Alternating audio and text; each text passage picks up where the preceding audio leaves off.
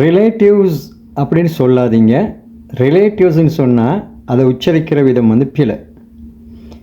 அப்போ அதை எப்படி உச்சரிக்கிறேன்னு பார்க்க முந்தி நாங்கள் ஏன் அதை ரிலேட்டிவ்ஸ்ன்னு சொல்கிறோம்னு கேட்டால் ரிலேஷன்ஸ்ன்னு சொல்கிறோம் தானே, ரிலேஷன்ஸ். அப்போ ரிலேஷன்ஸ்ன்னு சொன்னால் எங்களுக்கு தெரியும் உறவு இல்லாட்டி உறவுக்காரர் இல்லாட்டி உறவுக்காரர்கள் இப்படி வரும். அப்போ ரிலேஷன்னா ஒரு உறவுக்காரர், ரிலேஷன்ஸ்ன்னு சொன்னால் உறவுக்காரர்கள் இல்லாட்டி சொந்தங்கள். ஓகே தானே, இது குழப்பம் இல்லையே.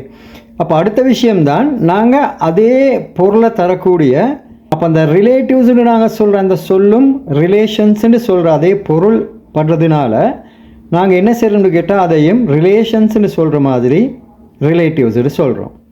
அப்போ ரிலேட்டிவ்ஸ்ன்னு சொல்கிறது உண்மையில் அது பிழையான உச்சரிப்பு. அப்போ அதை எப்படி சரியாக சொல்லணும்னு கேட்டால் ரிலேட்டிவ்ஸ். எப்படி? ரிலேட்டிவ்ஸ். அப்போ நீ ரிலேட்டிவ்ஸ்ன்னு சொல்ல வேண்டாம், ரிலேஷன்ஸ்ன்னு சொல்லுங்கள், பிரச்சனை இல்லை.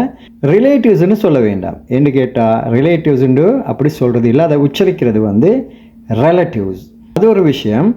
அதோட இன்னொரு விஷயம் என்னென்னு கேட்டால் ரிலேஷன்ஸ்ன்னு பாவிக்கிறது சரியா அல்லது வந்து ரிலேட்டிவ்ஸ்ன்னு பாவிக்கிறது சரியா, எது மிகவும் சரியாக பாவிக்கிறது நல்லம் அப்படின்னு ஒரு கேள்வி நாங்கள் எழுப்பினோம்னு கேட்டால் ரிலேஷன்ஸ்ன்னு பாவிக்கிறத விடவும் நாங்கள் ரிலேட்டிவ்ஸ்ன்னு பாவிக்கிறது தான் நல்லம்.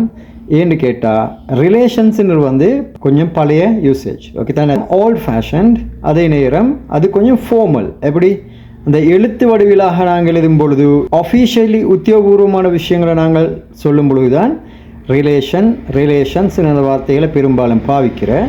ஆகவே ரிலேஷன்ஸ்ன்னு சொல்கிறத விட இதன் பிறகு நீங்கள் ரிலேட்டிவ், ஒரு சொந்தக்கார குறிக்கும் ரிலேட்டிவ் அல்லது வந்து ரிலேட்டிவ்ஸ் இப்படி நீங்கள் பாவிக்கலாம். மீண்டும் ஒரு வீடியோவில் சந்திப்போம். அஸ்ஸலாமு அலைக்கும் வரஹ்மத்துல்லாஹி வபரகாத்துஹு.